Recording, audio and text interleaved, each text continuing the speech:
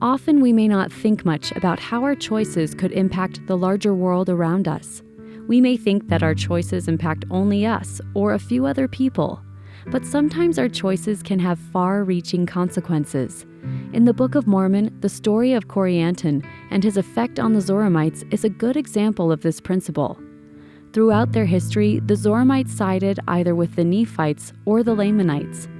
The many references of the 7 Lehite tribes suggest that this has been the case for many years. This list always names the tribes in exactly the same order. The Zoramites are always placed in the middle of the list. They would eventually become the swing tribe, who sometimes sided with one group and sometimes sided with the other. During one particularly tense period, the Nephites greatly feared that the Zoramites would enter into a correspondence with the Lamanites. To avoid this, Alma and a group of missionaries, including his son Corianton, went to preach to the Zoramites. Eventually, many of the Zoramites didn't listen to Alma and sided with the Lamanites, leading to the dreadfully long wars in the Book of Alma.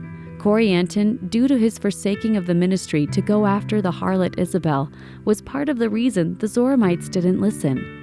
Alma told him that when the Zoramites saw his conduct, they would not believe in his words. Thus, Corianton may have indirectly led to the Zoramites siding with the Lamanites. Obviously, Corianton's dealings with Isabel were only one factor among many. Most of our sins will probably never lead to a war with our neighbors, but they can still have significant consequences. Sometimes we may try to rationalize our sins by thinking, "I'm not hurting anyone else." But before we do this, we would do well to think about the wide-reaching effects of Corianton's sin. And now you know why.